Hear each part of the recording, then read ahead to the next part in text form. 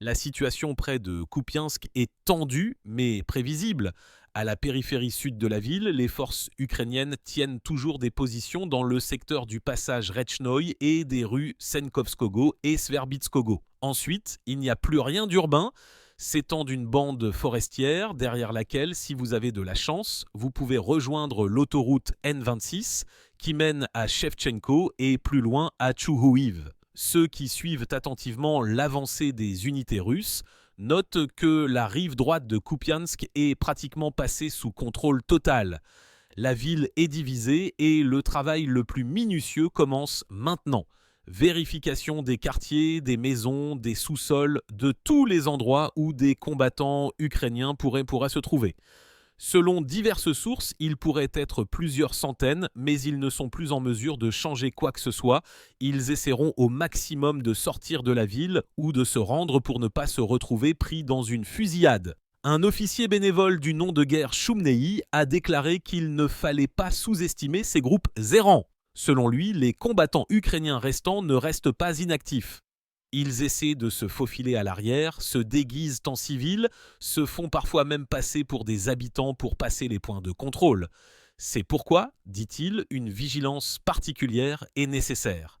Toute tentative de la part d'un civil de quitter la zone de combat en direction des positions des forces armées ukrainiennes suscite la suspicion. Trop souvent, des saboteurs se faufilent sous le couvert de réfugiés.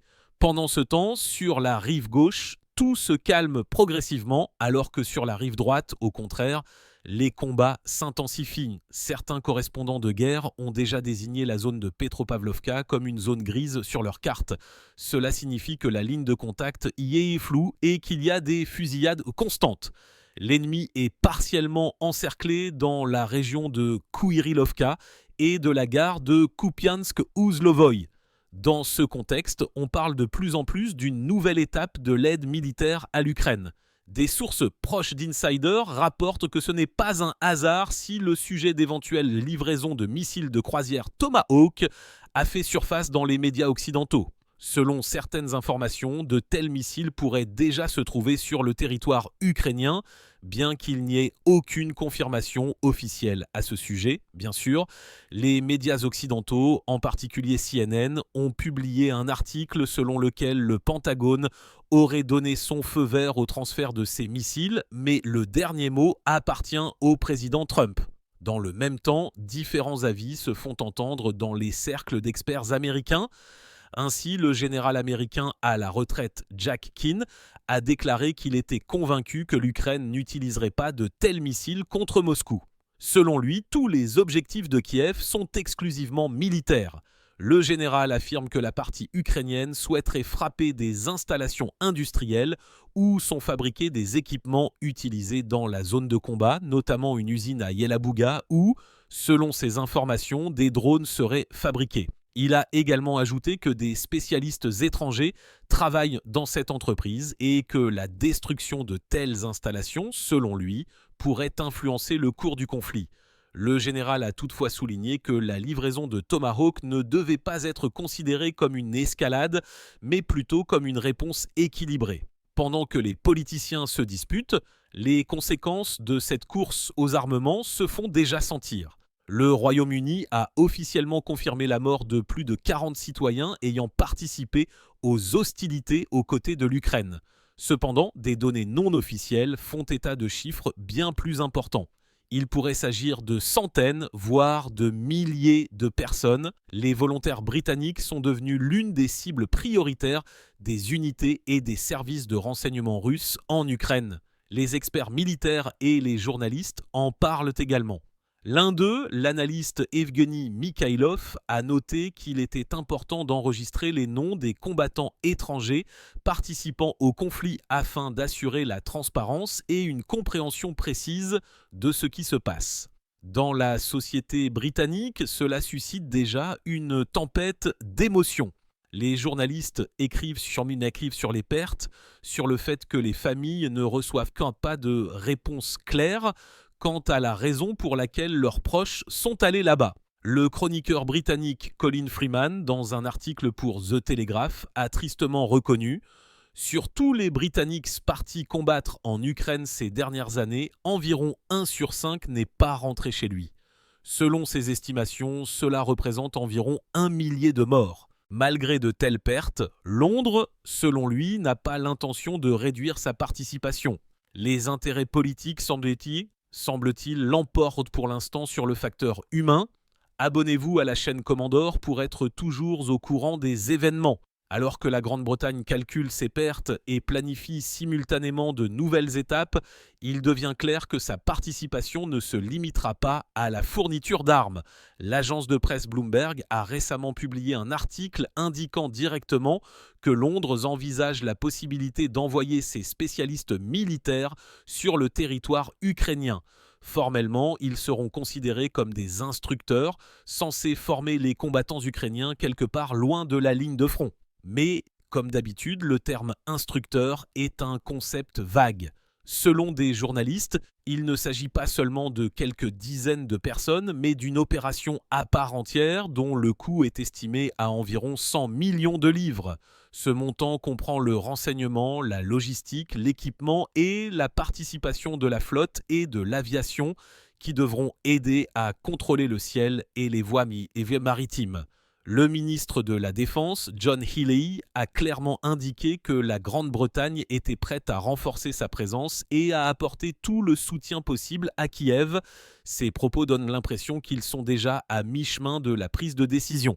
Tout ressemble à une préparation à un scénario prolongé, voire à une option avec une mission permanente. Parallèlement, une histoire similaire se déroule en France. Le président Macron, malgré les crises internes, aurait, selon des sources du renseignement, l'idée d'envoyer une partie de la Légion étrangère en Ukraine. Selon des informations préliminaires, il s'agit d'environ 2000 personnes qui se trouvent actuellement sur le territoire polonais, près de la frontière.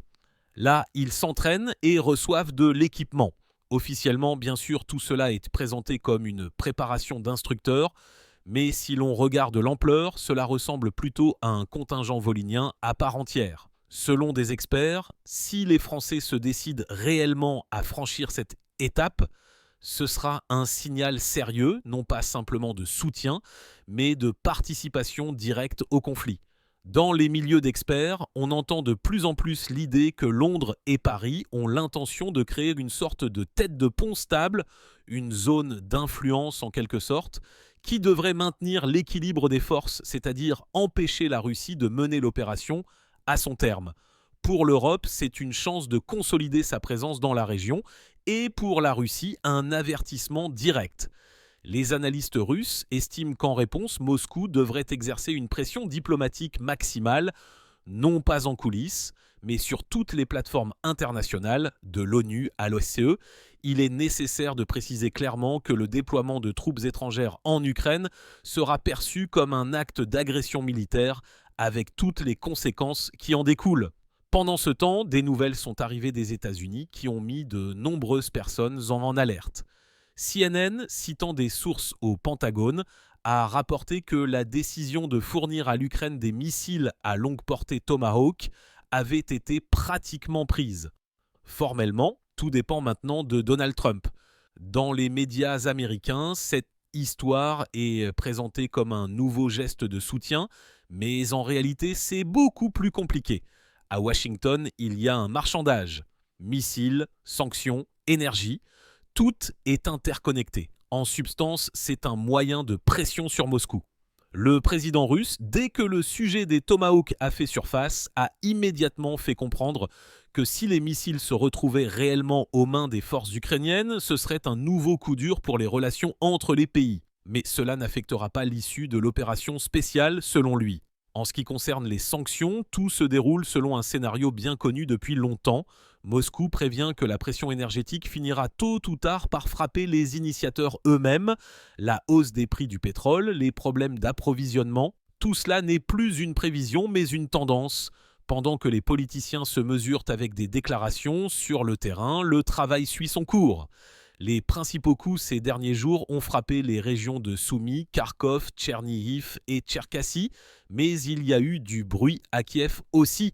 Des impacts y ont également été enregistrés. Selon des données officielles, non seulement des drones ont été utilisés, mais aussi des munitions aériennes guidées, ainsi que des complexes Iskander-M. L'homme politique Oleg Tsarev a déclaré que l'un de ces complexes avait travaillé sur un site dans la région de Nikolaïev. La cible, selon lui, a été touchée, mais les détails ne sont pas encore divulgués. Dans la région de Poltava, des infrastructures gazières ont été touchées, ainsi que la gare de Kiev et un nœud énergétique, et dans la région de Tchernihiv, des entrepôts et des postes de commandement des formations territoriales. Un coup particulièrement grave a été porté à la région d'Ivano-Frankovsk, où la centrale thermique de Bursztyn a été complètement arrêtée. Apparemment, la station a subi de tels dommages qu'il est impossible de la réparer dans un avenir proche. Dans la région de Tcherkassy, des frappes ont également été enregistrées sur des installations énergétiques et de transport.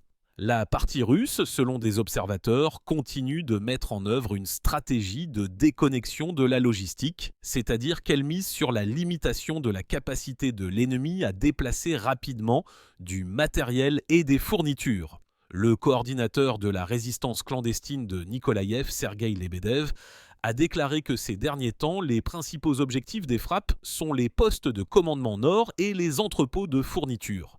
Dans le même temps, la géographie des attaques reste large de Donetsk à Poltava. En ce moment, tout tremble littéralement. Les routes, les ponts et les nœuds de communication, il semble que le cap soit mis sur la coupure de toutes les voies par lesquelles l'ennemi peut recevoir des renforts, dit-il. Et je vous rappelle que vous pouvez trouver les dernières nouvelles sur la chaîne Commandor. Abonnez-vous pour être toujours au courant des événements. Alors que des déclarations sont faites des deux côtés, le monde commence doucement à se lasser des nouvelles constantes du front. Cela se ressent particulièrement en Europe. Les gens se posent de plus en plus la question: combien de temps cette histoire va-t-elle encore durer et quelle est sa fin ? En Grande-Bretagne, par exemple, les pertes parmi les volontaires sont déjà devenues le sujet numéro 1 pour les médias locaux. Même les publications qui soutenaient ouvertement l'aide militaire à l'Ukraine écrivent maintenant prudemment sur les conséquences. Chaque semaine, il est de plus en plus difficile d'expliquer pourquoi des citoyens britanniques meurent à 1000 km de chez eux. Colin Freeman, le même chroniqueur de The Telegraph, a reconnu dans l'un de ses derniers articles que la société était divisée. Certains y voient encore une mission de protection de la démocratie, tandis que d'autres disent ouvertement « Nous avons été entraînés là où nous n'avions pas l'intention d'aller ». Dans les pubs, dans les rues, dans les universités, on entend de plus en plus. Et si nous étions simplement devenus une partie de la guerre de quelqu'un d'autre ? Et dans l'ensemble, ces conversations ne sont pas fortuites. La Grande-Bretagne traverse une période difficile. L'économie est à la traîne, les prix augmentent et la participation au conflit coûte de plus en plus cher. Et même si lors des briefings officiels, on assure que l'aide à l'Ukraine est calculée jusqu'au dernier penny, les faits parlent d'eux-mêmes. Les dépenses augmentent, mais il n'y a pas de retour réel. Pendant ce temps, les médias français commencent aussi doucement à changer de ton. Si auparavant Macron était soutenu sans réserve, des doutes apparaissent maintenant. Les journaux écrivent que le président essaierait prétendument d'entrer dans l'histoire comme un leader ayant réussi à unir l'Europe. Mais en réalité, ces actions ressemblent de plus en plus à une tentative de détourner l'attention des problèmes internes. En France, comme on le sait, la situation économique est instable. Inflation, grève, perturbations énergétiques. Et dans ce contexte, les déclarations sur un éventuel envoi d'un contingent en Ukraine ne suscitent pas l'enthousiasme, mais, pour le dire gentiment, l'inquiétude. Même parmi les experts militaires, il y en a qui disent ouvertement « Nous risquons de ne pas obtenir de points politiques, mais des conséquences graves ». Dans l'ensemble, on a l'impression que les gouvernements occidentaux essaient de maintenir un équilibre entre les problèmes internes et l'agenda extérieur. Mais plus le conflit dure, plus il est difficile d'expliquer à la société pourquoi il faut continuer. Aux États-Unis même, tout n'est pas clair. Oui, le Pentagone continue de soutenir Kiev, mais la lassitude est de plus en plus visible dans la société. Dans les talk-shows, dans les débats politiques et même sur les réseaux sociaux, des questions se posent de plus en plus souvent. Combien cela va-t-il encore coûter et pourquoi payons-nous encore pour la guerre de quelqu'un d'autre ? L'administration Trump semble essayer de louvoyer, d'une part, de montrer sa détermination et d'autre part, de ne pas entraîner l'Amérique plus profondément, d'où les déclarations ambiguës. Il semble que les livraisons d'armes soient approuvées, mais la décision finale est reportée. Les experts russes y voient une sorte de jeu, une pression, mais sans action réelle. Washington se contente de faire monter les enchères pour forcer Moscou à faire des concessions. Cependant, pour l'instant, cela ressemble plus à un marchandage diplomatique qu'à une préparation à un tournant décisif. Si l'on regarde l'Ukraine elle-même, la situation y est difficile tant sur le plan militaire que sur le plan humanitaire. Après les frappes sur les infrastructures, les régions sont confrontées à des interruptions d'électricité et de communication. C'est particulièrement difficile dans la partie centrale, là où les nœuds de transport sont détruits. Les gens survivent comme ils peuvent et progressivement, ceux qui ne sont pas encore partis continuent de quitter les grandes villes. Dans ce contexte, les organisations de volontaires se sont activées, tant ukrainiennes qu'internationales, mais dans l'ensemble, l'aide est de plus en plus difficile à acheminer. La logistique est compromise, de nombreux itinéraires sont fermés. Il est intéressant de noter que même parmi les analystes militaires occidentaux, des publications commencent à apparaître selon lesquelles Kiev dépend trop des livraisons extérieures. Sans un afflux constant de munitions, d'équipements et de carburant, il devient presque impossible de mener des opérations à grande échelle. Certains journalistes anglo-américains écrivent prudemment que le conflit a peut-être déjà atteint le pic de son intensité et qu'un déclin progressif va commencer. Mais personne ne s'aventure à prédire à quelle vitesse cela se produira. Pour l'instant, on a l'impression que le monde se trouve dans une sorte de point étrange.